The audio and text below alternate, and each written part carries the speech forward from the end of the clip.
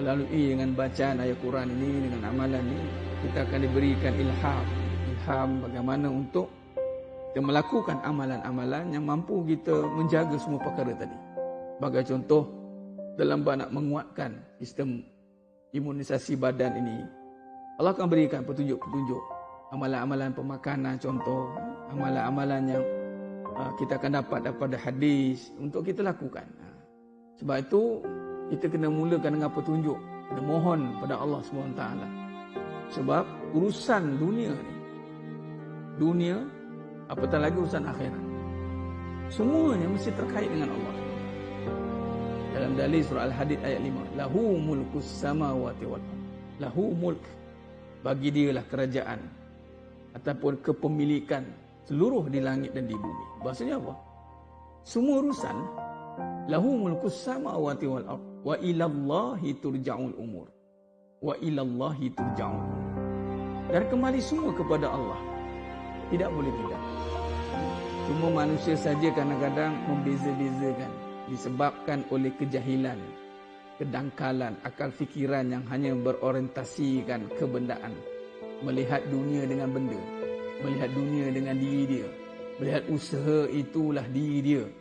Dia tak nampak usaha itu mesti dengan bantuan kuasa Allah.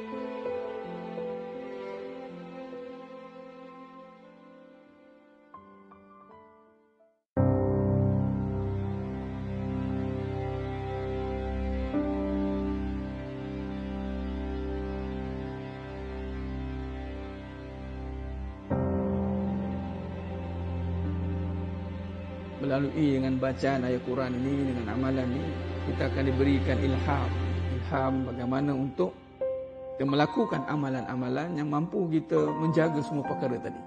Sebagai contoh, dalam bab nak menguatkan sistem imunisasi badan ini, Allah akan berikan petunjuk-petunjuk, amalan-amalan pemakanan contoh, amalan-amalan yang kita akan dapat daripada hadis untuk kita lakukan. Sebab itu kita kena mulakan dengan petunjuk, kena mohon pada Allah SWT. Sebab urusan dunia, apatah lagi urusan akhirat, semuanya mesti terkait dengan Allah. Dalam dalil surah Al-Hadid ayat 5, lahu mulkus samawati wal ardh. Lahu mulk, bagi dialah kerajaan ataupun kepemilikan seluruh di langit dan di bumi. Maksudnya apa? Semua urusan, lahu mulkus samawati wal ardh wa ilallahi turja'ul umur. Wa ilallahi turja'ul umur. Dan kembali semua kepada Allah. Tidak boleh tidak. Cuma manusia saja kadang-kadang membeza-bezakan, disebabkan oleh kejahilan, kedangkalan, akal fikiran yang hanya berorientasikan kebendaan, melihat dunia dengan benda, melihat dunia dengan diri dia, melihat usaha itulah diri dia. Dia tak nampak usaha itu mesti dengan bantuan kuasa Allah.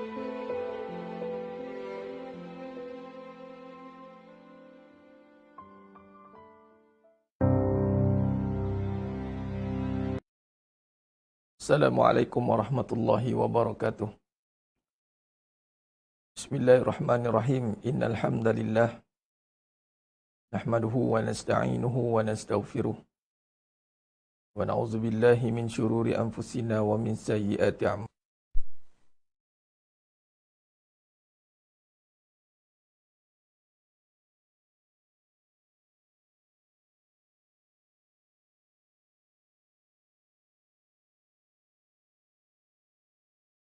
Subhanallah.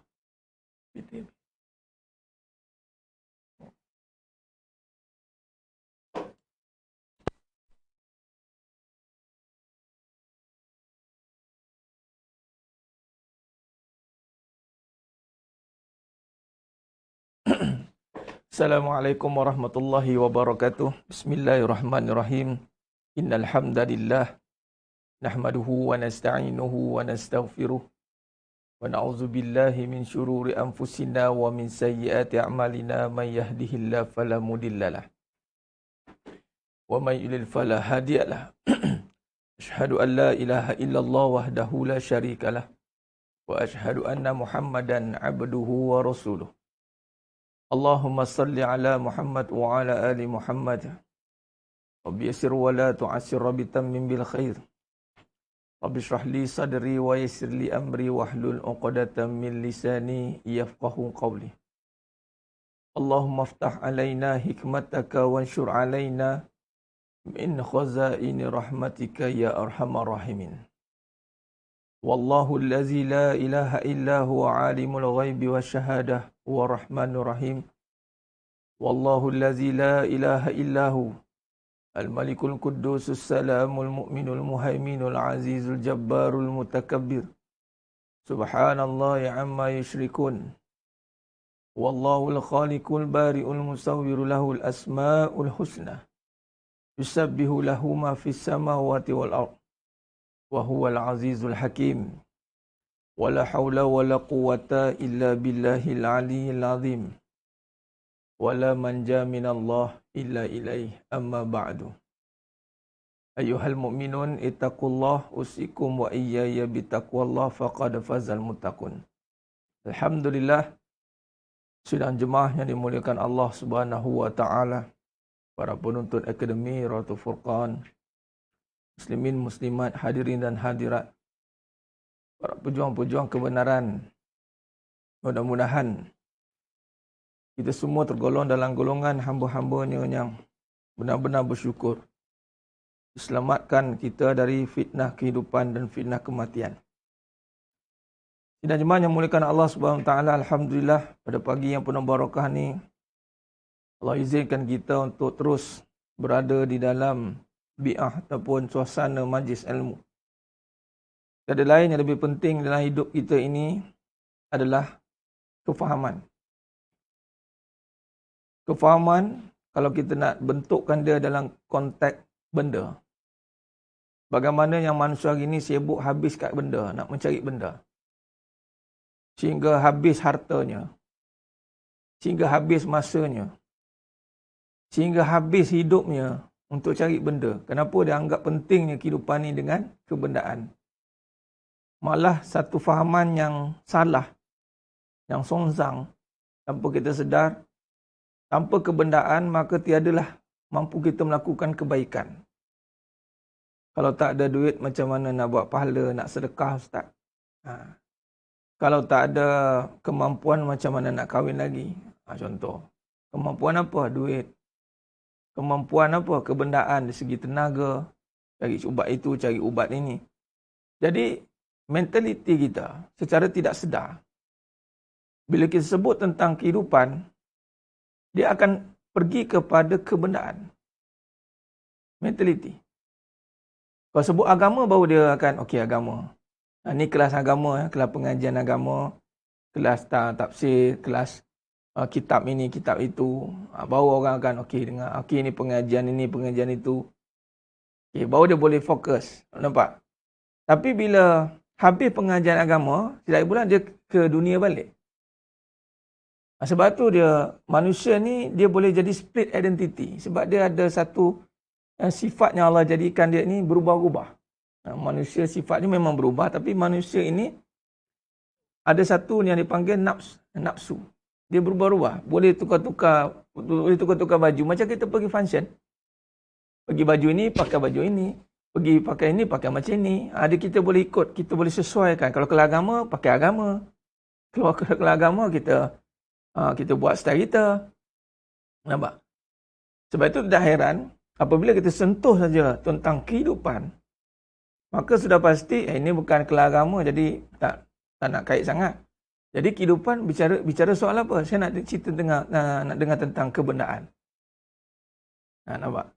Sebab itu, ramai kalau saya lihat, yang bertanya dengan saya, yang share dengan saya, Ustaz, susahnya Ustaz nak sampai kebenaran ni kenapa? Sebab ada kehidupan. Tu ada kehidupan belakang, tu hakikat kehidupan. Kehidupan, dia pun tak nak dengar benda-benda yang kait-kait dengan agama ni sebenarnya. Kehidupan ni nak bercerita tentang lifestyle, cara hidup kita. Ni susah nak makan apa. Kita ni susah nak cari duit macam mana. Macam mana hidup kita ni nak dijadikan sebagai ibadah. Itu susah. Sebab itu tidak ramai. Qalil, sedikit. Allah kata. Kalau nak beribadah di sudut hukum, ramai. Okay, jom solat Jumaat penuh masjid. Tapi nak jadikan kehidupan seperti solat Jumaat. Ramai ke tidak? Kehidupan seperti solat Jumaat. Bagi apa contoh? Solat Jumaat itu meninggalkan dunia. Kan? Solat Jumaat kan bila kita ni tinggal tutup semua. Mana? Time khutbah. Haram meniaga. Kehidupan nak meninggalkan dunia. Itu apabila solat berhenti meniaga. Solat berhenti meniaga. Boleh buat. Kucil-kucil nak buat tuan-tuan. Solat berhenti masak. Campak, sondok, campak, periuk belanga tu tepi. Nak solat. Kadang ada pula soalan, Ustaz macam mana Ustaz nak utamakan suami ke nak solat tu? Saya ada dilema ni. Nampak? Kalau dalam bab amalan, boleh je. Saya nak bagi amalan, berkitab-kitab bagi, boleh. Kalau nak beramal amal yang terpisah-pisah. Kita dalam firqah yang terpisah-pisah. Farraqallah. Berpisah-pisah kita. Solat Jumaat, okey boleh fokus. Tapi hidup seperti solat Jumaat, yang mana bila Allah panggil, datang, susah. 5 waktu. Allah panggil, lihat. Nampak? Contoh, pergi haji. Kita tengok haji. Penuh, betul tidak? Sekarang Allah uji pandemik. Tak adalah penuh seperti dulu. Tapi kalau tengok, ya Allah haji kadang-kadang tu ada orang berbelah-belah kali pergi. Umrah, tak usah cerita lah. Dah macam, orang kata apa? Pergi balik begitulah. Tapi kalau kita tengok kehidupan seperti haji. Tumpuannya hanya satu. Tu. Syariatnya, kenapa Kaabah kita pusing ngadap Kaabah? Satu. Sebab nak train otak kita ni, akal kita fokus. Tapi hidup kita tak fokus. Lambat-lambat. Fikiran kita macam-macam. Lepas tu tak fokus. Lepas tu saya suka ambil tajuk yang general macam tu je.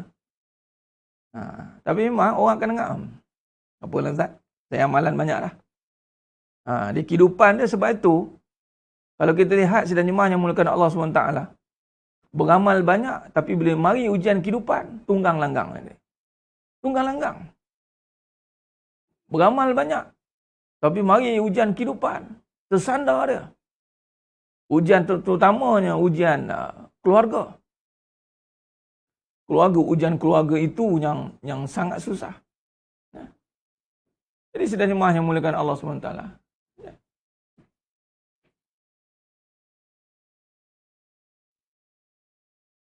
Jadi kalau kita lihat ujian keluarga contoh, itu kehidupan berumah tangga. Kehidupan dengan sebagai ibu ayah. Kehidupan sebagai ahli perniagaan. Kehidupan sebagai masyarakat. Kehidupan sebagai jadi jabatan netizen. Ini semua perkara-perkara kehidupan sebagai mertua. Kehidupan sebagai ipar duai.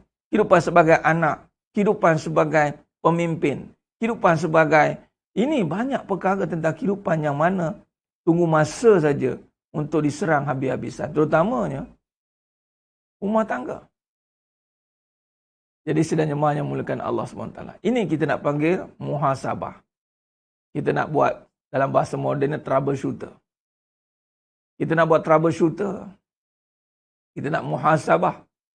Kita tidak mahu kehidupan kita terpisah dengan realiti hidup kita beragama ini. Sebab itu jangan terkejut, jangan pelik. Kenapa kalau persoalan-persoalan tentang agama ni menjadi perkara yang sampingan. Yang nak dibesarkan itu adalah isu-isu kehidupan. Sebagai contoh, tentang bagaimana kalau kita lihat tentang isu depres. Bila sebut tentang isu depres, memang walaupun kita dah alhamdulillah ada yang mula dah buka mata, tapi kalau sebut tentang secara umum, masih lagi nak dipisahkan dengan isu yang besar. Masih lagi nak dipisahkan. Kita tengok. Yang semalam saya dalam live semalam, saya suruh cari makna dalam English. Allahumma salli ala Muhammad.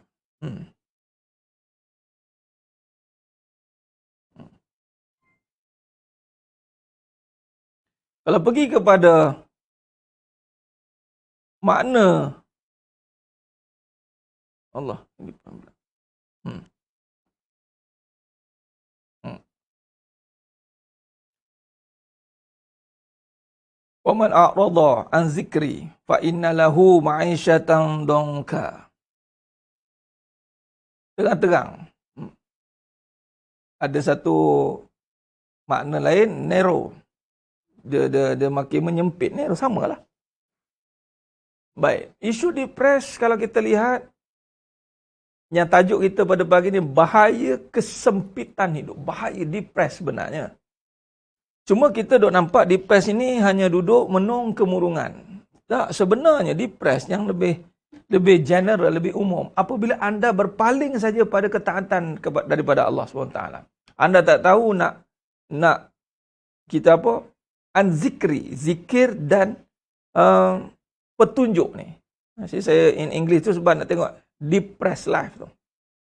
Saya nak highlight kan tu. Sebenarnya sidang jemaah yang muliakan Allah SWT, kita semua terdedah dengan depressed of life. Kita semua terdedah.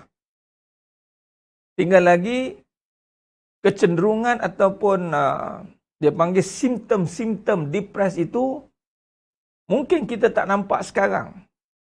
Tetapi bila ujian datang, barulah terlentang.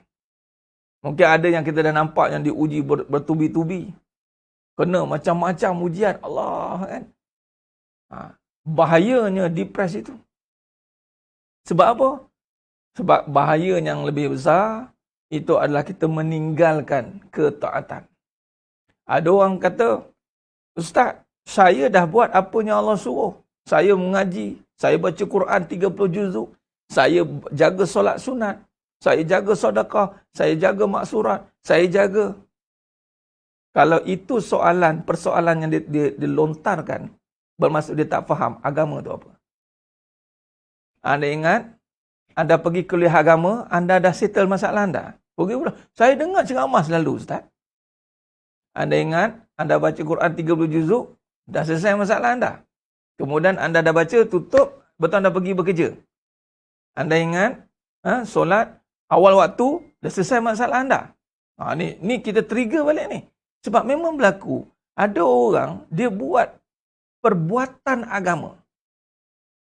Tetapi dia tidak hidup beragama.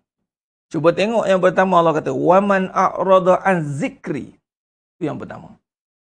Kalau kita bincangkan balik tentang risikonya, awal saya buka mukadimah tempoh hari.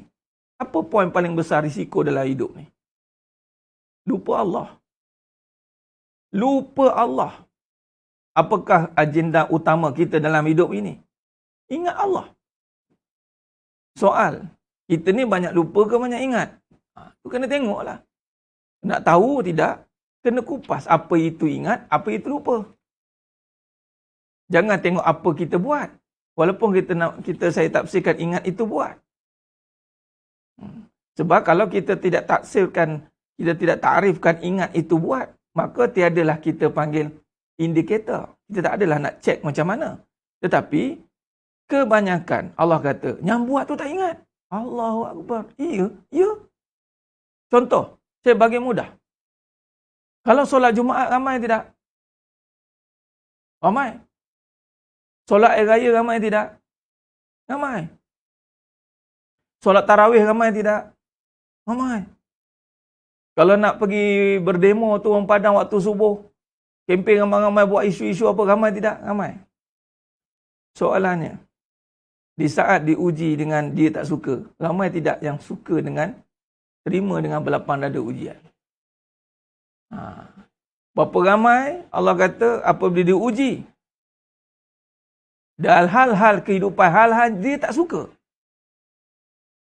maka soalannya apa tu yang keluar dalam lantunan ataupun mulut dia, innalillah. Ini yang kita nak tengok. Kalau benda yang kita suka, tak payah cerita. Benda suka, okey je. Alhamdulillah Ustaz. Alhamdulillah Ustaz, suami saya ni, ya Allah, sweet betul lah. Bersemut.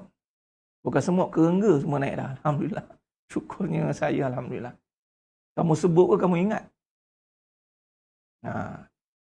Saya sebutlah, saya ingatlah ni. Okey, tak apa. Tunggu aku jadikan perangai kamu, suami kamu tu berubah. Tunggu, aku nak tengok kamu sebut apa. Tak sangka betul lah. Suami saya dah berubah perangai. Saya dah buat baik, saya tak sangka Ustaz. Saya nampak dia ni pergi ceramah Ustaz, saya nampak dia pergi solat. Saya tak sangka betul, rupanya dia main perempuan belakang. Mana innalillah ni? Mula dia pening. Mana innalillahnya? Sebab kamu nampak baik pada manusia. Kamu tak nampak yang baikkan manusia itu Allah. Sebab tu zikri ni, ingat ni, bukan dengan kita buat semata-mata. Allah akan uji apa yang kita buat. Ustaz, memang begitu ya? Memang kita layak diuji sebab kita yang special. Yang tak layak, tak masuk ujian terus. You are disqualified. Keluar terus.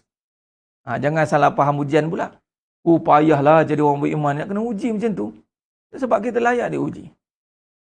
Kita layak masuk peperiksaan. Dan nak pula peperiksaan level PhD. Buat Viva. Yang layak saja yang masuk. Yang tak diuji tak payah.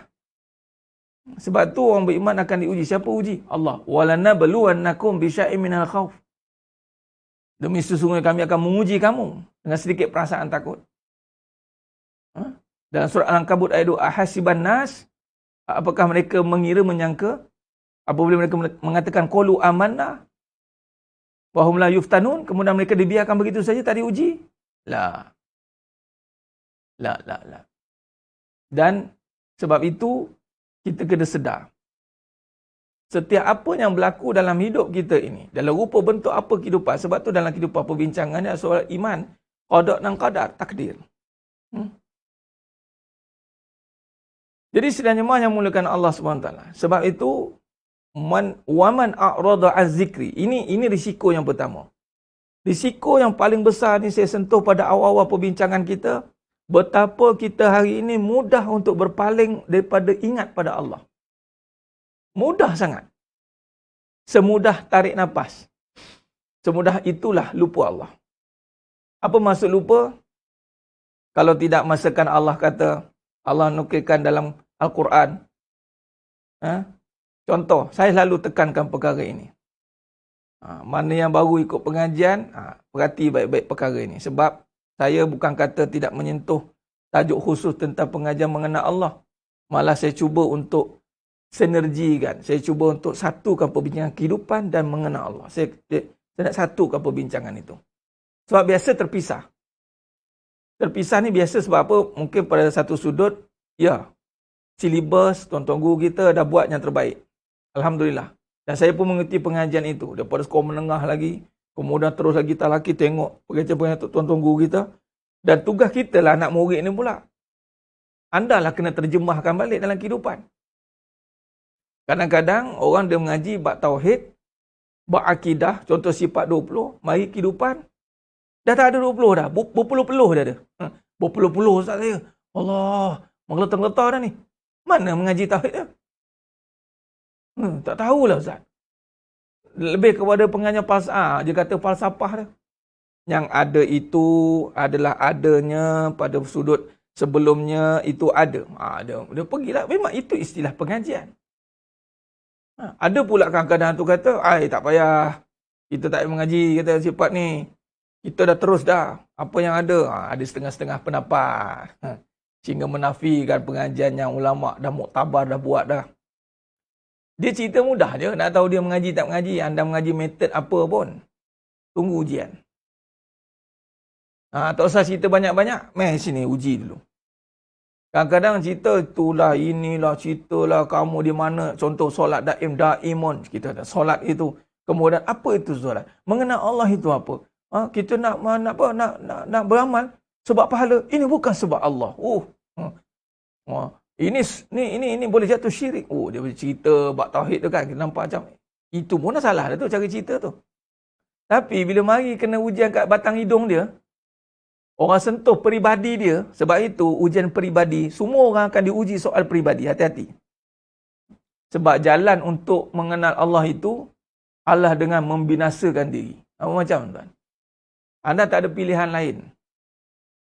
diri perlu dibinasakan daripada sifat-sifat kemuliaan yang melekat pada diri, yang menyangka diri itu mulia. Tapi kalau masih orang sentuh peribadi, nak backup peribadi, kita nak masih lagi nak mainkan isu peribadi, sehingga ada satu pihak itu bila dia sentuh tentang peribadi, mula keluar perkataan-perkataan yang kasar-kasar, yang kesat-kesat. Ada satu lagi kaedah, dia sentuh peribadi, mula beremosi, dah tentu hala. Ada satu lagi, dia tak beremosi. Dia cerita pula keadaan diri dia macam mana. Lepas tu ulama-ulama berlepas tangan dalam mempertahankan peribadi. Lepas ya. Tak payah jauh. Kita lihat bagaimana Nabi SAW. Nabi SAW bagaimana keadaan Nabi? Nabi tak dia pertahankan diri. Nabi pertahankan agama, kebenaran. Kalau nak kata orang tuduh kita macam-macam, zaman sekarang zaman undang-undang. Simple je. Kamu nak tuduh, pastikan kamu tuduh bersama dengan sekali surat. Contoh, si Pulan B saman saya kerana menuduh saya menyalahguna. Akan senang. Saya tak perlu defend diri saya. Kalau benar defend saya, tak apa. Kita jawab. Itu undang-undang. Saya tak perlu buat apa-apa. Sebenarnya, kalau betul kita ikut undang-undang. Senang je. Kalau pertuduhan tanpa ada argument, tak payah. Cuma kita geram. Image kita, apa hati diorang ke fitnah kita ya. Tak tahu ke saya ni tengah ni. Terpaksa. Tapi itulah, abang kata, sampai satu tahap ada ni. Ni saya tak masuk poin lagi ni. Saya cerita dulu pasal ni. Sampai satu tahap, apabila dikomparekan dengan berapa ramai orang nak tahu. Yang ni ramai orang banyak ni tahu. Yang ni tak berapa ramai yang tahu. Sebab tu Allah kata terang-terang dalam surah Al-Fat 28. Wa kafa billahi syahida. Kebenaran ni cukup Allah tahu. Orang tak perlu tahu. Apatah lagi jabatan netizen. Tak perlu tahu apa kebenaran yang ada pada diri saya. Tak perlu tahu. Allah tahu. Dan Allah tahulah macam mana nak bongkarkan kebatilan itu. Kalau kita di pihak yang batil, antaranya adalah nanti kita berpaling, menampakkan diri. Contoh, bila tadi ni seorang ni beremosi, seorang ni kata kesat. Ni saya bagi nanti ada letak kat diri tau, jangan tengok kat orang pula. Anda di pihak yang mana? Adakah anda akan keluar perkataan-perkataan kesat? Adakah kita akan keluar dengan perkataan-perkataan emosi? Siapa hati abang tak hargai saya? Cuma dah buat yang terbaik untuk abang. Saya orang lain ni berbaldi-baldi lah. Siap berkolah jadi. Ada satu pihak pula, tak kenal saya siapa. Tak apa, kita akan buktikan. Nampak? Dia cerita dia dah menyentuh peribadi. Ni dah sentuh peribadi ni. Saya pula, bagus dah sentuh peribadi, mari sentuh. Tak kisah, jangan sentuh agama. Kalau sentuh buat Nabi, macam satu kes tu, saya sound direct, saya ajar, jangan komen kat page orang kan. Satu tu saya terpaksa buat. Tapi terus dia, alhamdulillah, dia terus delete post tu. Satu post yang sangat-sangat saya sensitif apabila bab Nabi ni. Jangan nak sentuh. Itu bab Nabi ke, bab agama dia, bab kebenaran, saya akan habis-habisan. Contoh bab ni, pertahankan emosi, pertahankan perasaan. Tak apa, bisa perasaan, kebenaran, perbezaan dengan ni, contoh depres ni. Saya tak akan buat statement yang bercanggah. Kalau itu saya cakap, itulah. Kita akan pertahankan habis-habisan. Okay, baik. Itu. Bermaksud apa, nak cerita apa? Allah kata, dalam kehidupan ini, sedikit yang bersyukur ni, kalau kita rujuk, dalam surah, bagaimana Allah berfirman dalam surah As-Sajdah ayat 9. Summa sawwahu wa nafakha fihi min ruhi. Wa ja'alakum sam'a wal absara wal afidah. Qalilan ma tashkurun. Sedikit sangat hamba-Ku yang bersyukur. Qalilan ma tashkurun. Sedikit sangat hamba-Ku yang bersyukur. Tuan-tuan, ulama mensyaratkan syukur ni adalah ingat Allah. Syekh Ramadan Al-Buti, Syekh Ramadan Al-Buti mengatakan, syukur itu adalah perbuatan. Perbuatan yang menterjemahkan ingat Allah. Dia panggil perbuatan taat. Perbuatan taat itu berbeza dengan perbuatan yang anda buat kerana suruh. Taat ni apa? Taat ni rela buat. Berapa ramai buat yang dengan tidak rela? Ada pula belajar-belajar kata kita kena paksa buat. Dalam Islam tak ada paksaan. Anda paksalah. Sampai rela baru dikira. Allah Ustaz, iya. Sampai rela baru dikira. Lagi paksa, belajar je lah dulu buat. Paksa ni, Ustaz saya paksa nak senyum dengan suami saya betul. Walaupun melekat-melekat mulut. Geram tu tengok si. Allah, Alhamdulillah mengaji dengan Ustaz. Bolehlah senyum sikit-sikit. Paksa kan? Belum kira lagi. Belum kira Ustaz. Dah itu syarat dia. Ikhlas itu rela. Masuk agama pun rela. Tak ada paksaan. La ikraha fiddin. Tak ada paksaan dalam agama. Anda kahwin dulu pun kena paksa ke apa? Ke tutup mata? Celik-celik mata dia, dah kahwin? Ke? Walaupun mak ayah punya arrangement, tengok jeling-jeling tu, boleh tahan juga baliman ni. Okeylah. Okeylah mak, kira on lah mak. Nampak? Rela kan? Walaupun relanya hanya sesaat, tapi pasti tetap ada rela. Nampak? Rela. Jadi maknanya, waman a'rada an zikri, siapa yang berpaling daripada ingat aku. Maknanya tuan-tuan, ingat ni susah rupanya. Sebab nak merelakan. Contoh, kalau kita kait dengan tadi saya kata nak kaji tentang gabungan mengenal Allah tadi. Summa sawwahu wa nafakha fihi min ruh. Satu, Allah tiupkan roh dalam badan kita. Itu pun dah satu bab dah. Kita banyak kenal diri kita dengan nama badan, bukan nama roh. Nama roh apa? Lupa kita ni berasal dengan almarhum. Yang nampak Farid. Dia tak tahu lepas ni almarhum Farid ni. Apa yang almarhum ni bawa? Almarhum ni apa? Dia cerita tentang mata ke? Tak. Mata mayat. Ni mayat. Ni telinga ni mayat. Summa sawahu wa nafakha fi min ruhi wa ja'alakum sam'a wal absar. Samak basar. Adakah Allah kata samak basar nak Allah jadikan telinga? Tak, telinga Allah dah jadikan awal. Adakah Allah kata Allah menjadikan mata? Mata Allah dah jadikan awal dah. Ini Allah tiupkan bersama dengan roh. Kemudian Allah jadikan pendengaran, penglihatan. Mendengar bukan telinga, tapi pendengaran. Melihat bukan mata, tapi penglihatan. Itu sifat. Daripada ini saja, berapa ramai yang bila tengok, ingat Allah. Dia bila boleh tengok, nak beli apa? Shopee dah Shopee. Mata. Sale. Tengok. Tengok apa lagi barang? Tengok barang. Cantiknya, tengok ni. Buruknya perangai orang tu. Dia lupanya dia lihat itu bukan dia. Bukan dia punya lihat. Patutnya lihat itu Allah punya. Nak tengok pun dunia pun. Ya Allah. Dia mesti. Sebab tu perbuatan nak kata nak beli-beli pun, nak Shopee tu bismillah. Ini macam tak kena je nak bismillah ni. Dia tak payah. Kalau nak tekan tu tak bismillah tak payah. Sebab ini bukan sebab bismillah ni sebab akulah ni. Akulah nak ni dah mula beli sebab kemahuan. Tak payah. Bila? Bismillah. Kan? Ada setengah-setengah tu kita beli bismillah. Walaupun nak Shopee ke, nak Lazada ke, tengok dengan Allah. Sebab apa? Penglihatan itu digunakan untuk melihat apa saja yang Allah jadikan di depan mata ini, apa-apa yang boleh membantu ibadah kita. Sama ada ibadah itu berbentuk ingat Allah. Ingat itu dengan melihat bahawa ini kurniaan Allah. Lalu kurniaan Allah ini untuk dimanfaatkan demi kemaslahatan keluarga, kemaslahatan diri, kemaslahatan dakwah, masalah. Ini bagusnya beli ni nak mudah nak masak suami ke. Bagilah. Bolehlah. Periuk ni. Periuk ni cantik ni. Alhamdulillah nak masak untuk suami ni. Dia tak ada beli buat hiasan. Mana periuk yang awak beli tu? Taklah bang. Tengah offer bang. Belilah bang. Kalau mahal. Tengah offer. Dia beli. Dia tunggu offer dia beli. Bukan beli sebab nak pakai. Beli sebab offer. Berapa ramai beli sebab offer? Atau kalau beli sebab nak pakai, offer ke atau offer ke beli. Baru betul. Pasal bajet siput. Kalau bajet siput, tunggu offer lah. Nak pakai tapi tak berapa nak bajet, tunggu offer.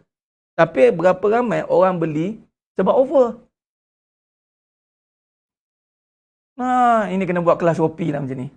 Mari kita belajar kelas Shopee lah lepas ni. Kelas Lazada ada kelas Shopee. Nak mengurus mata saja. Melihat yang mana bermanfaat. Bagus untuk manfaat maslahah. Sehingga kita makin bersyukur pada Allah. Ini beli pinggan. Bagus ni pinggan ni. Ustaz payahlah Ustaz punya tu. Memang payah. Yang halal akan dihisap. Yang haram akan diazab. Haram ni yang mana? Yang buat sebab nafsu haram. Sebab tu mengikut nafsu itu neraka tempatnya. Nafsu tu apa? Sebab suka-suka. Sebab aku ada duit. Beli tu, beli ni. Lepas tu tak pakai. Membazir. Bukankah membazir itu amalan syaitan? Beli tak pakai, nama membazir. Kalau nak pakai, tak apa. Ni beli nak simpan. Tu lagi penyakit tu. Nampak? Sebab tu kena pakai. Baju pakai. Periuk pakai. Beli apa pakai. Ni dah kita beli, simpan. Untuk apa? Yang lebih bahaya sebab perhiasan. Untuk buat perhiasan. Sebab tu kalau kita nak membeli ni, jangan jadi perhiasan. Tu kata kunci dia, tuan-tuan. Sudah jemaah yang mulakan Allah Ta'ala. Jangan hanya jadi perhiasan. Apa perhiasan? Tak guna. Tak di situ. Dan sebab itu jangan kat rumah banyak perhiasan.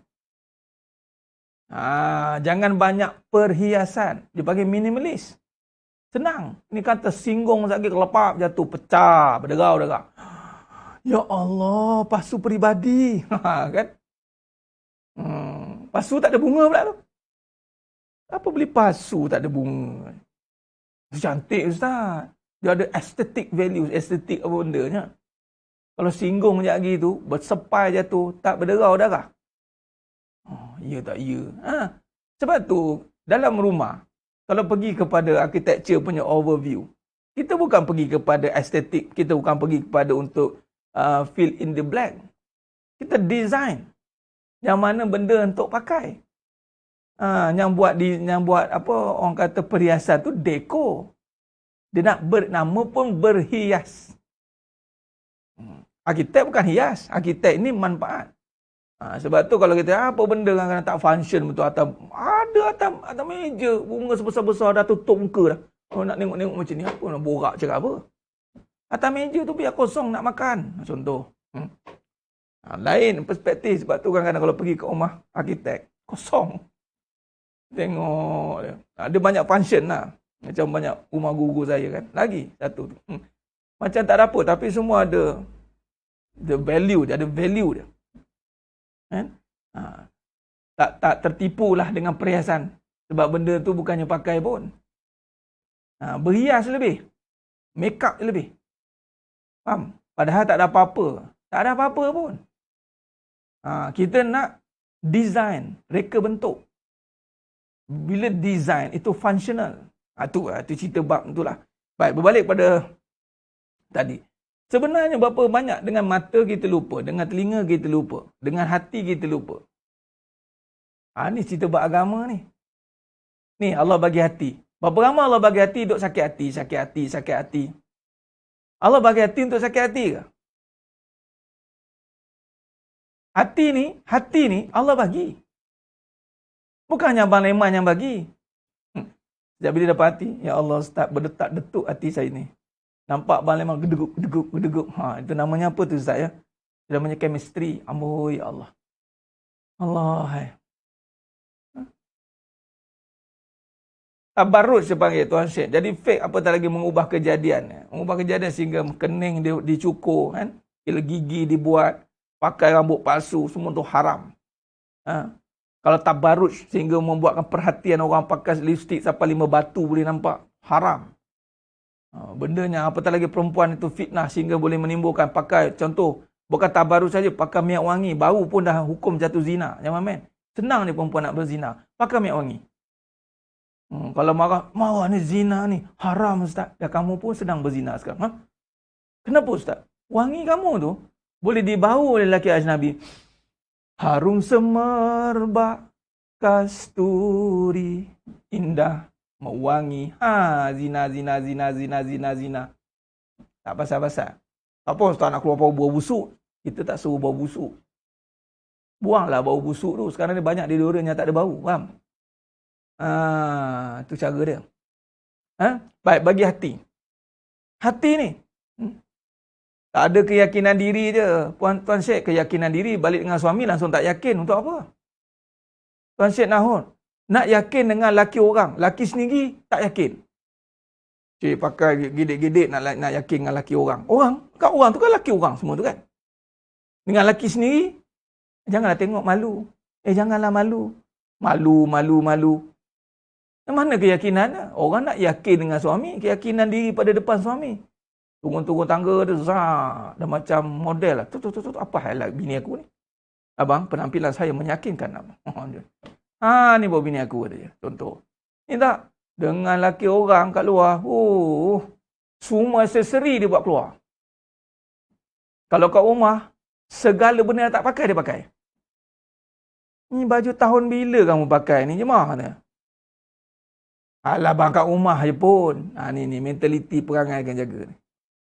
Adakah kat rumah je pun? Kat rumah je lah kena cantik. Tu suami. Suami tu raja. Semua beli semua perkara tu untuk suami. Patutnya kat luar tu pakai sabit buruk. Aku contoh. Kita balikkan tadi. Yang paling buruk pakai kat rumah. Lepas tu pun dia cakap, alah Ustaz, saya nak menjaga imej suami saya. Nak menjaga imej suami bendanya kalau akhirnya dikongsi oleh lelaki lain. Itu namanya maruah yang dimurah-murahkan. Tu orang perempuan. Hilang keyakinan. Sebab ramai orang minta maaf saya cakap. Kadang-kadang hilang keyakinan dia dengan suami sebab maruahnya banyak berada di luar. Bila maruahnya banyak berada di luar, keyakinan dia dengan yang halal akan habis. Akan turun.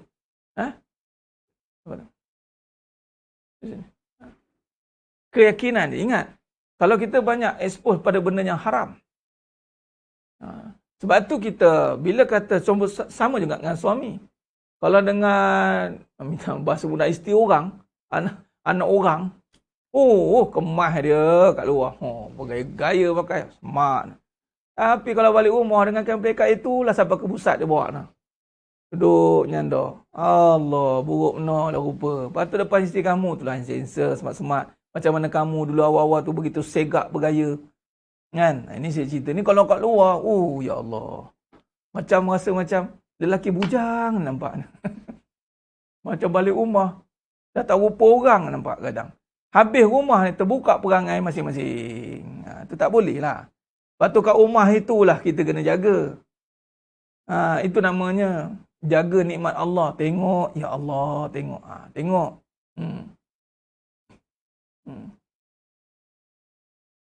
Itu salah lah tu Tuan Syed Nahor. Salah. Sebab tu sale sekarang bila Allah uji pandemik nak sale apa bendanya. Tak boleh. Sebab tu itu kaedah barat. Dia panggil impress. Dia nak impress ni bukannya penampilan tapi akhlak. Akhlak. Nampak? Akhlak. Cakap elok. Bertutur dengan baik. Itu akhlak. Sopan. Tak guna kita pakai kemas-kemas. Nak beli-beli tak beli sudah. Hamba kamu. Contoh, sombong. Tak boleh. Akhlak nak kena jaga. Kemas itu, kita ni keliru. An-nazafatu minal iman. Kemas itu Islam. Kita kena pakai kemas. Tapi bukan kata dipanggil gulu, berlebih-lebih. Ada gulu ni berlebih ni nak kena mewah, nak kena bergaya. Terutamanya kalau wanita tadi, aksesori terlampau banyak. Malah wanita pun sebenarnya bukan duduk di luar sebenarnya, asalnya. Apatah lagi nak buat kerja-kerja macam tu. Kalau tanya buat hukum, saya tak boleh simpan lah. Perempuan ni keluar atas musyakkah. Alam masyakkah yang diizinkan saja. Habis Ustaz, saya nak cari untuk tolong suami. Tolong benda yang tidak melibatkan tadi. Nak kena beriah-riah, nak kena ke depan, nak kena ni. Allah. Payah. Kan? Orang dengar.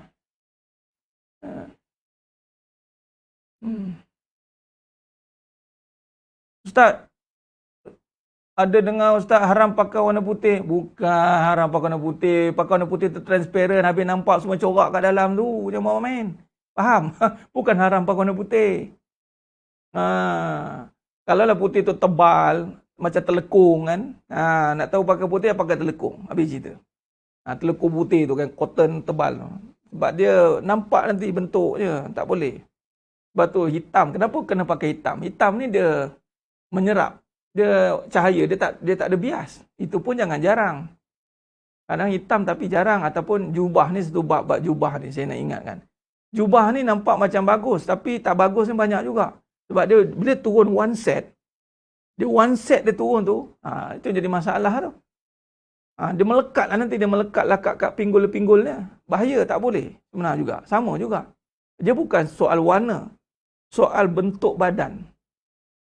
Bentuk badan. Itu dia. Bentuk badan tu yang tak boleh. Tadi bentuk badan, wangi-wangian. Itu tak boleh. Kat rumah kena wangi-wangi. Mestilah. Ini kat rumah bau minyak cakap pak.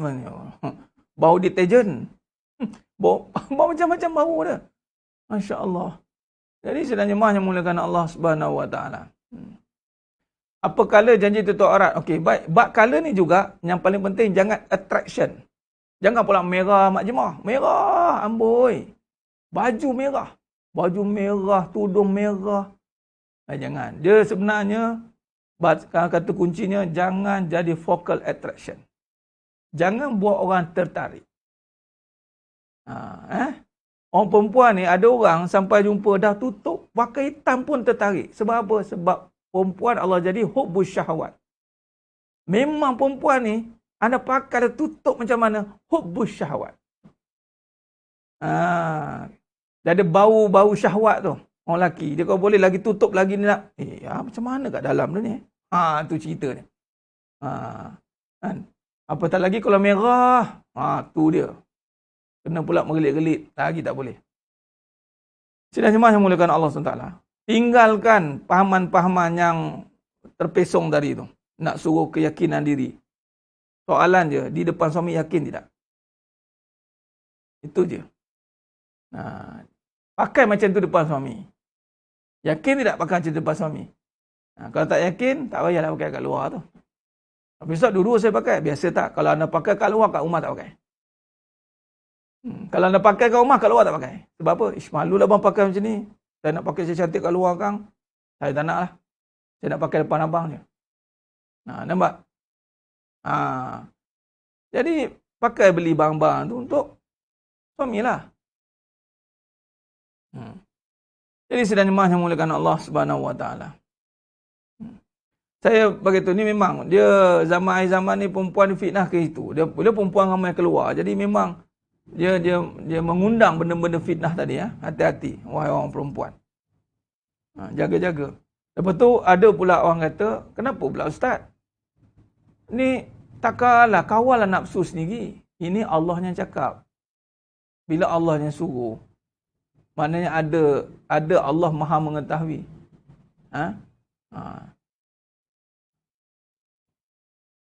Sama lah tu, bernikap tapi mata bermaskara. Sama, attraction juga. Lagilah fokus. Dahlah bernikap. Orang boleh fokus kat mata dia. Sampai orang berkata, cantiklah mata dia. Habis.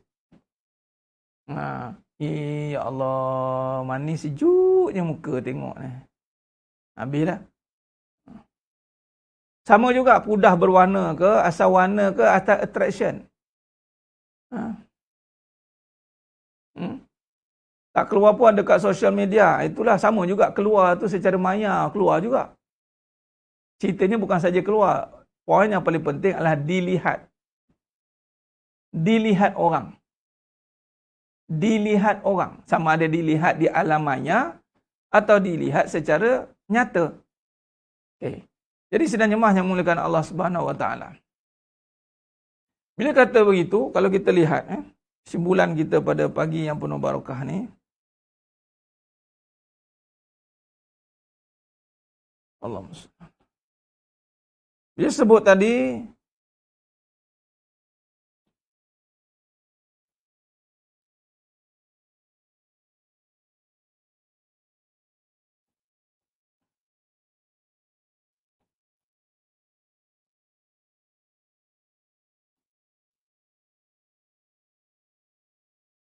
kesempitan ini lebih bahaya pada kesusahan. Sempit ini lebih bahaya daripada susah. Sebab apa bahaya? Sebab susah ini faktor luaran. Sempit ini faktor dalaman.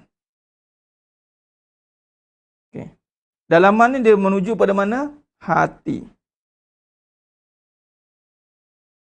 Luaran, keadaan. Baik, luar susah luar, banyak bantuan. Betul tidak? Bantuan boleh banyak macam kita boleh buat bantuan luaran. Contoh susah nak apa? Susah duit. Susah makan. Susah tidur, Ustaz. Tu tak boleh nak bantu tidur lah. Macam mana? Bagi ubat tidur lah. Soleh tidur lah, Ustaz. Tu mesti ada hal-hal dalaman. Baik, katalah hal-hal yang utama, duit dan makan. Ini kita kena beza. Mana kita nak bantu? Susah duit, susah makan, ya, senang. Dia keadaan luaran siapa-siapa boleh bantu. NGO, ni isu-isu sekarang kan. NGO ni, itulah. Keadaan. Dia sebenarnya, ni saya nak sentuh sikit lah bab NGO ni sikit, boleh ya? Yang menuntut semua. Saya pernah mengatakan, dan ini apa yang saya lihat. Sebab tu saya katakan, dalam bab nak memberi ni, dia bukannya badan, dia individu sebenarnya. Dia bukan pertubuhan. Cuma kita tak ada kapasiti individu kan. Sebab tu zaman Nabi SAW, katalah bukan zaman Nabi, habis zaman Khalifah Ar-Rashidin. Tak ada pertubuhan. Masing-masing guna duit sendiri. Hebat. Jadi tak timbul isu lah. Tak timbul isu lah. Dia memang duit sendiri. Soal ikhlas tak ikhlas tu tolak tepi. Itu bukan urusan kita. Yang ni awam pun cerita kan. Sebab tu dalam bab kebaikan, keadaan nak tolong, ada duit tolonglah, tak ada. Dan tak ada, Allah tak wajibkan orang yang tak ada duit ni untuk tolong. Allah tak wajibkan. Yang Allah wajibkan ini adalah orang yang berduit. Sebab tu jangan siapa collect sikit, mari, collect, kita perlukan dana. Sebenarnya arhan itu keluar untuk orang yang ada Allah bagi rezeki lebih. Allah lebihkan dia dari sudut harta. Nampak? Sebab tu saya pun tak ada nak terminta-minta ni. Ini atas tanggungjawab individu sepatutnya. Anda belajar, anda bagi masa, anda nak bagi apa dekat agama? Bukan saya perlukan ini untuk sekian-sekian. Dah. Ini untuk diri sendiri. Jadi pelaburan yang paling besar itu untuk ilmu. Sebab tu kita tunjukkan sebagai penuntut ilmu. Anda gunakan masa, gunakan duit sebagai, ni yuran saya, Ustaz. Sebab tu tak ada masalah. Macam sekolah nak cakap yuran. Itu tuntutan sebenarnya. Untuk anak murid itu, macam sekolah. Tapi berbalik pada pentadbiran. Kadang-kadang ada anak murid susah. Yang susah kita bismillah je lah. Kita mengajar pun bukan sebab duit. Kita mengajar sebab apa? Kewajipan mengajar. Sebab ilmu yang ada, Allah kata, وَتَعْتُمُ الْحَقَّ وَأَنْتُمْ تَعْلَمُونَ. Jangan sembunyikan kebenaran jika kamu tahu. Dan kata, Tuan Guru, Datuk Ismail kamu kata, bila bab-bab ni saya banyak belajar dengan almarhum Datuk Ismail kamu. Sebab melibat rawatan dan perubatan. Sama benda yang tak nampak. Macam pendidikan pun benda yang tak nampak. Dia kata apa? Harus mengambil bayaran disebabkan kamu mengubat. Tapi jangan mengubat sebab nak ambil bayaran. Alamak dah tak masuk ni, kena mengajar ni. Sudah. Ini payah ni nak kena buat ni. Dah duit dah tak ada ni. Siapa yang sakit ya? Cari orang sebab nak ambil duit. Salah. Kalau orang bayar kita sebab lepas kita mengubat, orang bayar. Itu tak apa, itu harus. Tak ada masalah. Kita tak harapkan duit itu. Sebab itu, kita punya tanggungjawab dan kewajipan kita. Jadi sebenarnya yang muliakan Allah SWT. Itu kena jelas. Jadi makna tengok Abdul Rahman bin Auf radhiyallahu. Kita ambil satu lagi cerita pasal Telaga Bi'rul Ruman. Sayyidina Osman bin Affan radhiyallahu an. Ketika Nabi SAW, cuba tengok, belajar. Sebab tu penting, di sinilah baru kita boleh nampak individu yang kena Allah lebihkan harta tu. Sekarang ni kita harap NGO yang lebih harta. Individu, papa ke dana. Buat apa? Akhirnya siapa yang dengan NGO jadi fitnah. Kita nak biar individu yang berharta. Yang mana berharta yang kaya. Bukan berharta saja. Sebab itu tak semua orang berharta dia kaya. Sebab orang kaya ni adalah orang yang memberi. Jadi Sayyidina Osman bin Affan radhiyallahu an, tengok bila Nabi tawarkan untuk membebaskan Telaga Bi'rul Ruman, mana ada Sayyidina Osman bin Affan berkongsi-kongsi dana? Sendiri dia, one man show je. One man show je. Nampak? Diri. Saya ada duit berapa? Saya ada 5 juta, saya beli. Tak ada nak buat collection. Bukan salah, tapi tidak menjadi galakan. Sebab kalau collection, nanti orang yang banyak duit, dia diam lah. Dah cukup lah tu, dah banyak dah tu. Yang lain dah bagi, saya okey lah. Sebenarnya nak mengajar orang yang banyak duit. Kalau lah dana itu diperlukan 2 juta, yang ada untung 100 juta tu, kalau dia seorang 2 juta, perlu buat collection lagi ke?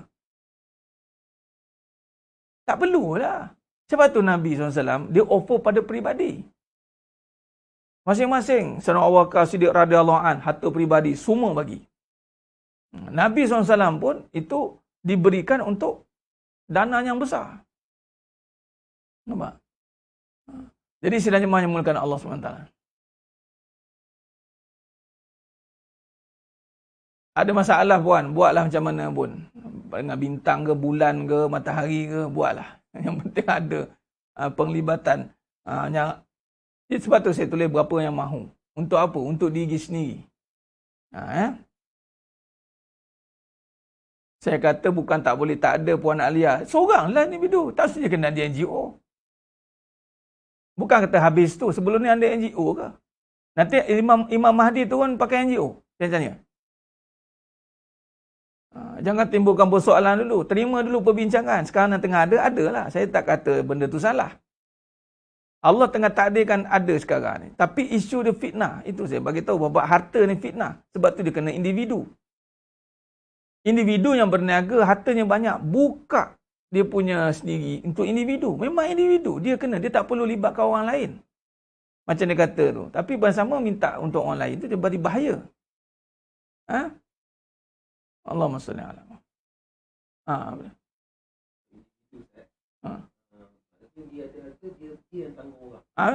Memang kena individu lah. Dia kena individu. Individu tu pula, dia nak manage, dia buatlah pertubuhan dia. Dia punya. Sebab dia nak manage, dia upahlah fund manager ke, yang uruskan duit dia. Dah banyak lah duit dia, 100 juta. Nanti akan jadi isu lah. Salah urus, salah management. Melainkan kalau ada audit, banyaklah cerita dia. Banyak cerita lah. Dia akan jadi pada pentadbiran punya isu lah. Tak ada ni masalah nak buat collection sebab tak semua orang ada. Isu collection ni adalah sebab tidak ada orang yang ada dana kuat. Kalau lah zaman Nabi SAW, perlu collection sebab dah ada individu yang terang-terang, banyak duit. Sayyidina Osman bin Affan radhiyallahu an. Abdul Rahman bin Auf radhiyallahu an. Sekali peperangan, sendiri dia sponsor. Jadi yang lain tak perlulah. Sampai sahabat-sahabat lain, Nabi jumpa, Ya Rasul, jealousnya tengok mereka itu. Nampak? Nak macam mereka, boleh sedekah banyak. Nabi kata apa? Tak apa. Amalkan zikir, subhanallah, 33. Alhamdulillah, 33. Allahu Akbar, 33. Menyamailah kamu macam infak. Nampak? Itu sebenarnya. Sebab tu, sekarang, saya seru ni semua yang menonton pagi ni. Dia orang, Ya Allah ni, jadikan mereka semua dalam ni, orang yang kaya raya. Kita perlukan individu yang seperti Abdul Rahman bin Auf, Uthman bin Affan radhiyallahu an, Umar Khattab radhiyallahu an. Ini individu yang dia je dah boleh settle lah. Kita tak perlukan libatkan kadang-kadang, sedekah ni bukan dengan duit je, tuan-tuan ya. Tapi kalau ada duit bagi, jangan simpan. Ada ni, tak payahlah. Dia jadi isu. Sebab tu berat orang yang berduit. Sebab memang kena bagi. Contoh dalam 5 orang adik-beradik. Kita je yang lebih ada duit banyak. Takkanlah nak buat tontong, panggil apa? Tontong. Share-share. Kita income banyak. Kena juga minta yang adik yang gaji tak berapa banyak. Kita yang ini sikit. Konon-konon kita cakap, pahala kena kongsi. Soalan, untung duit kita kongsi tak dengan orang? Tak nak pula kongsi. Kalau untung kita seorang. Kalau pahala pandai kita kata kongsi dengan ramai. Patut pahala lah seorang-seorang. Tak nak kongsi. Itu sepatutnya macam tu. Jadi sidang jemaah yang muliakan Allah SWT. Sebab tu kena. Malah berebut-rebut. Tengok sahabat. Berebut-rebut nak sedekah. Macam satu kes tu. Ni Ramadan lah. Sahabat ayah saya juga. Kalau anda pernah dengar tentang nama Sheikh Bistro. Sheikh Bistro ni tempatnya dekat Shah Alam. Ada satu restoran awal dia dekat stesen dekat UiTM stesen 12 tak silap saya. Dia setiap kali Ramadan, dia je yang sponsor untuk buka. Tanpa orang lain tak boleh sponsor. Tanpa orang lain tak boleh masuk. Kenalah discuss, tak boleh lah macam ni, bagi bahagian kami juga. Kami pun nak infak juga. Nampak sampai tahap macam tu. Dia bukannya siapa. Nanti akhirnya, Akhirnya jadi macam, tuan-tuan, bukan apa, akhirnya jadi, kita jadi peminta sedekah. Kita buat kerja agama macam contoh, saya buat kerja agama. Tolongnya, siapa, fikirlah saya susah, ya. Saya banyak nak cerita ni, saya kena ni. Takkan dah tak dipikir. Itu maksud dia. Kita tak nak merendahkan martabat agama. Terminta-minta. Itu namanya Nabi kata jangan terminta-minta. Sebab dia akan menjatuhkan imej. Kalau tak kena gaya. Patutnya kita kena ada individu yang begitu. Sebab tu dalam program nanti Mukmin Niaga ni, saya harapkan mana-mana yang mengikuti kelas pengajian ini, yang betul-betul niat ikhlas kerana Allah Ta'ala, Allah berikan kekuatan. Untuk jadi individu yang Allah berikan kekuatan harta untuk membantu mereka yang kurang berharta. Itu sebenarnya azam macam tu. Jangan terminta-minta. Sesi 4, ya Engku Faiz, ya. Tu dia, sesi 4, Set Bistro. Tu dia pakai kita Jaguar. Jaguar baru. Rupanya, Masya Allah. Dia saja. Berapa, dengan Sultan tu, dia situ Masjid Negeri Shah Alam kan Sultan buka. Dengan dia saja sponsor. Orang lain tak masuk. Baru betul. Barulah kita tidak harapkan makhluk. Masya Allah. Sebab tu biar kita buat kebaikan, biar kita yang kena utamakan diri kita. Malah kita kena ringan kawan. Kamu tak apa, kamu duit cukup-cukup itu. Jangan nasihat orang, kalau dia dah duit banyak itu, kita pun kena ni suruh. Padahal kita banyak duit. Patutnya kita kena bagi dia duit pula. Adik-beradik kita. Nampak tak cukup duit, kita bagi dia. Tak payah paksa dia juga nak. Kita kena ni, mak kita ni. Kita kena, mak kita. Jangan. Jadi sedang jemaah yang mulakan Allah Subhanahu Wa Taala.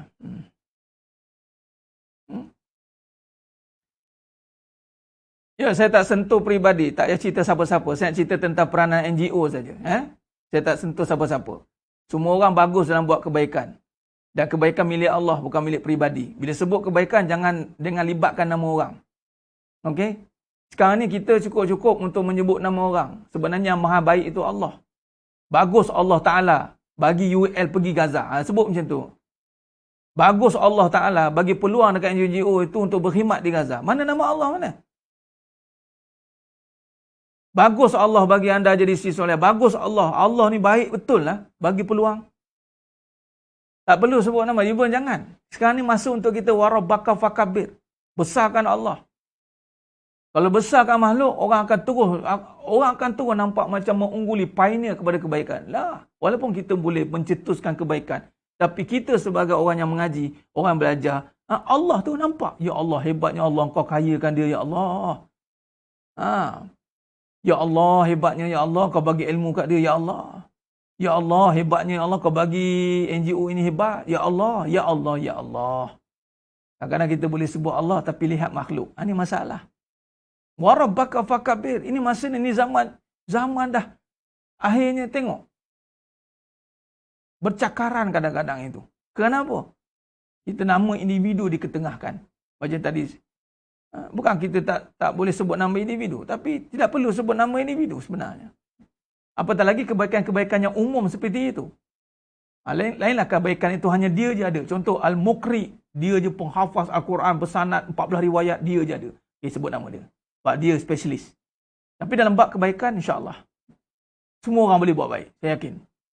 Malah ada orang boleh buat lebih baik daripada apa yang kita ni. Nampak? Jadi itu cara dia. Baik. Jadi kita kena bersederhana. Dalam bab ni kita kena wasata. Bersederhana dalam melihat kebaikan yang Allah nampakkan pada diri kita atau diri orang lain. Bersederhana.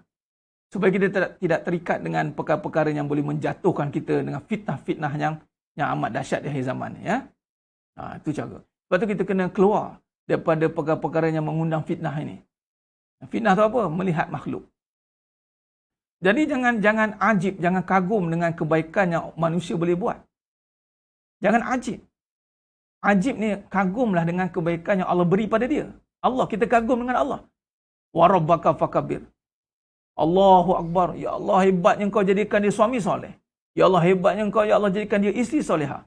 Ya Allah, hebatnya Engkau, ya Allah, dengan menjadikan dia ni orang berharta, boleh sedekah banyak. Ya Allah, hebatnya, ya Allah, Engkau boleh buat dia sampai ke Gaza, tembus ke sana. Aku ni tak dapat lagi, ya Allah. Ya Allah, kurniakanlah kebaikan bagi diriku, ya Allah. Baru minta Allah. Ini hebatnya lah dia, si pulan-sepulan. Nak jadi macam dia. Itu je. Habis kat situ. Lepas tu, kau ada. Ustaz buat apa, Ustaz? Agak depan ni, dia tak ke mana. Tak ada meremehkan orang. Jangan main. Bab kebaikan jangan remehkan orang. Walaupun orang tu tak boleh macam tok guru kita ke apa ke. Mungkin dia tak menunjuk di depan, tak pergi ke sana ke sini. Tapi tak mana dia tak ada kebaikan. Uwais Al-Qarni. Uwais Al-Qarni tak sempat jumpa Nabi. Dengan mak dia je.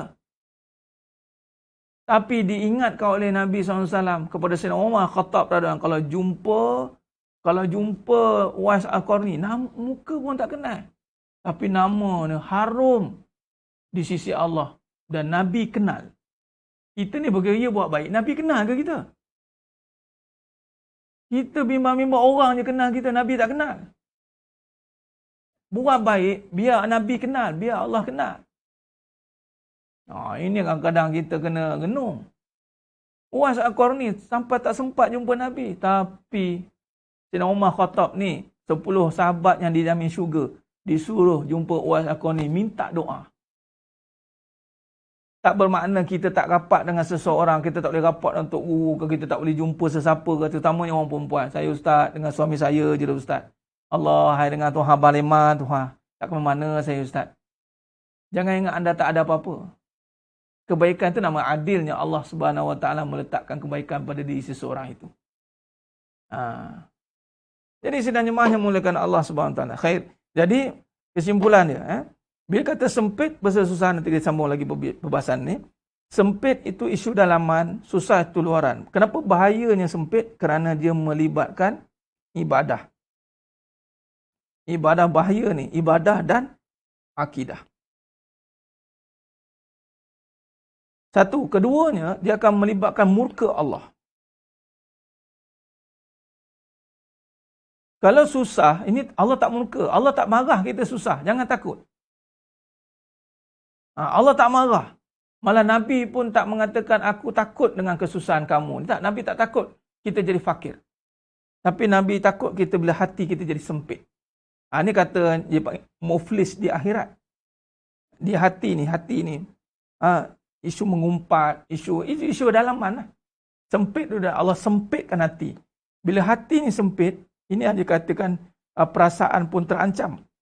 Ini kata depres tadi tu. Bila hati dia sempit, perasaan pun akan sempit lah. Itu nama dia depres. Sebab perasaan ini dia akan membesar. Bermaksud, bila membesar perasaan itu, nafsunya menjadi besar. Jadi tekanan kepada hati itu tinggi. Itu dari depres tu. Sempit. Hati dia mengecik sebenarnya. Lalu orang berkata, habis tu, orang yang beramal tu, tak hebatlah ustaz. Wallahualam, kemungkinan beramal dia, hati dia niat dia tak betul. Kita wallahualam, kita tak tahulah.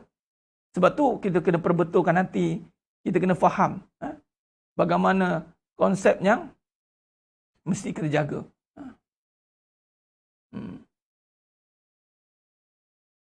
Ya benar tu Puan Fazia Karim. Ini yang Nabi cukup takut bila di saat Nabi cukup takut dibentangkan harta dunia. Ya, zaman ni yang berlaku. Betul tu.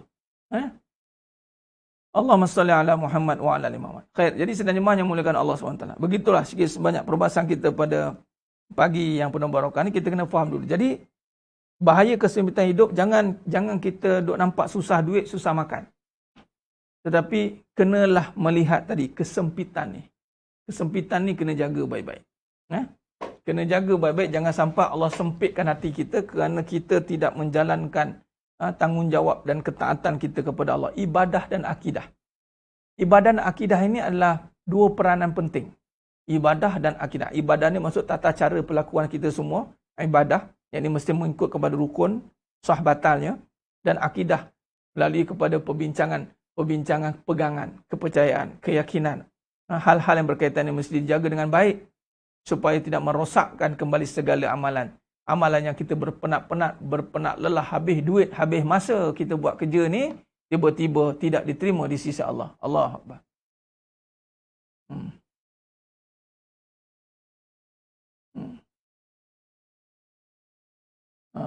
Live mana pula ni? Uwais Qarni. Bukannya live ustaz ni. Uwais Qarni ni zaman Nabi. Bukan zaman sekarang. Allah Akbar. Bukan nama dia Uwais Qarni ada sekarang ni. Tak apalah, mudah-mudahan yang ustaz itu samalah seperti Uwais Al-Qarni juga, insya-Allah. Amin ya rabbal alamin. Hanya saya masukkan isu Uwais Al-Qarni tak sempat jumpa Nabi. Bermaksud apa? Janganlah kita bersedih dengan keadaan saya ni ustaz, sumbangan saya kecil je. Jangan meremehkan. Itu satu bab. Jangan membeza-bezakan, jangan meremeh-remeh. Nabi tak pernah meremehkan sahabat-sahabat. Oh, ini sahabat besar. Ini paling dekat dengan aku. Sahabat kecil yang lain, yang susah tak data, dipandang biasa. Tidak, Nabi tak pernah buat macam tu. Ini hebat Nabi. Sebab Nabi SAW mengajar kita untuk melihat akhirat. Tidak membesarkan dunia. Membesarkan segala apa yang Allah janjikan. Menyebabkan sahabat yang susah. Contoh Abu Hurairah radhiyallahu anhu susah. Berbanding dengan sahabat yang senang. Sayyidina Uthman bin Affan radhiyallahu anhu. Tapi nama mereka sampai tak boleh beza mana satu senang, mana satu susah. Betul? Kita pun, senang punya ya. Susah punya Abu Hurairah radhiyallahu anhu. Ya. Susah, fakir dari golongan sufah yang datang migrate berpindah ke Madinah. Susah. Tapi disebabkan Nabi mengutamakan performance. Performance tu penting. Ya? Jadi sedang jemaahnya mulakan Allah SWT. Khair. InsyaAllah mudah-mudahan Allah rahmati kita semua. Teruskan istiqamah dalam pengajian. Biarlah kita susah-susah untuk mengenal Allah. Mudah-mudahan Allah mengenal kita. Memang Allah tahu dah kita ni hamba dia.